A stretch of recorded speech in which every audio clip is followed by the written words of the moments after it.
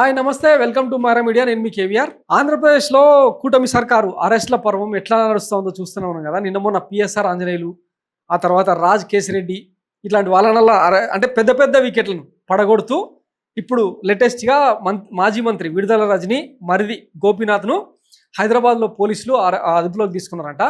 ఆమె దీన్ని ఖండిస్తూ అడ్డుకునే ప్రయత్నం కూడా చేసిందని చెప్పి వార్తలు వస్తూ ఉన్నాయి. ఒకసారి ఆ స్టోరీని చూసే ప్రయత్నం చేద్దాం. ఆంధ్రప్రదేశ్లో వైసీపీ నాయకులు కార్యకర్తల అరెస్ట్ల పర్వం కొనసాగుతుంది. తాజాగా మన టీడీపీ కార్యకర్తలకేమో పుండాకోరుగాళ్ళు పకోడిగాళ్ళకేమో బెయిల్ వస్తుంది అనమాట. చేబురోలు కిరణ్ లాంటి వాళ్ళకు వీళ్ళనేమో అరెస్టులు చేస్తూ ఆఖరికి ఐపీఎస్లను కూడా అరెస్టులు చేస్తూ అక్రమంగా నిర్బంధిస్తూ చేయొచ్చు అన్నట్టు.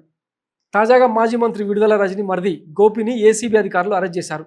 హైదరాబాద్లో ఉంటున్న ఆయన్ను ఇవాళ తెల్లవారుజామున అదుపులోకి తీసుకొని విజయవాడకు తరలించారు. రాష్ట్రంలో కూటమి ప్రభుత్వం ఏర్పడిన తర్వాత లక్ష్మీ బాలాజీ క్రషర్స్ యాజమాన్యం ఫిర్యాదుతో కేసు తెరపైకి వచ్చింది.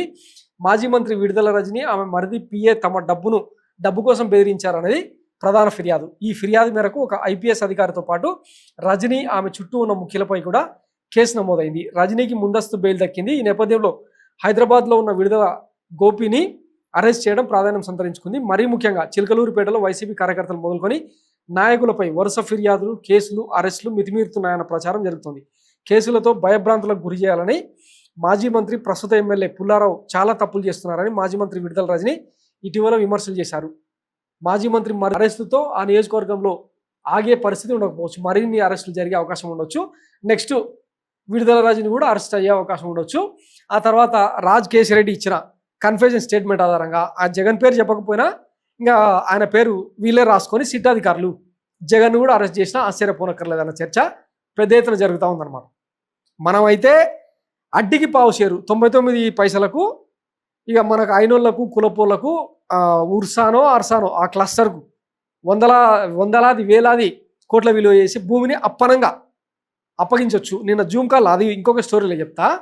అసలు ఆ పకోడిగాళ్ళ ఫేస్లు ఏందో, వాళ్ళ బ్యాక్గ్రౌండ్ ఏందో ఏమీ తెలియకుండానే, ఊరు పేరు లేకుండానే మంత్రివర్గమే నిర్ణయం తీసుకుంటుంది. ఇప్పుడు టీసీఎస్కు 99 రూపాయలకు ఎకరం కేటాయించిందంటే అదొక అర్థం ఉందనుకుందాం.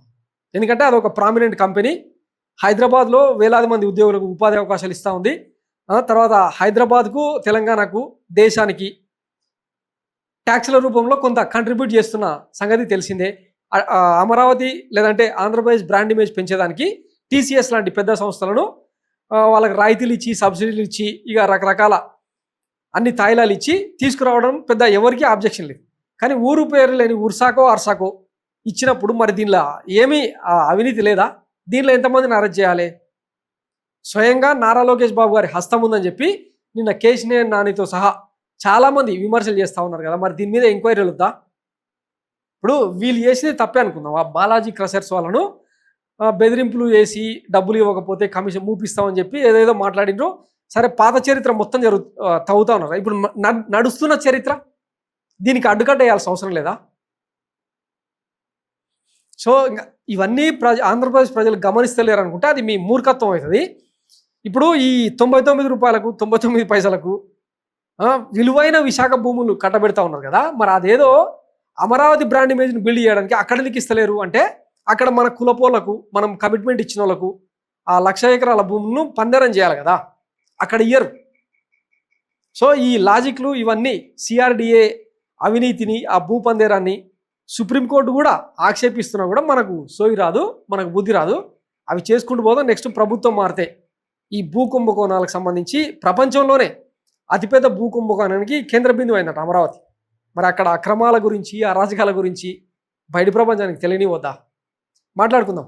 Thanks for watching Mara media. నేను మీ కేవీఆర్. Thank you.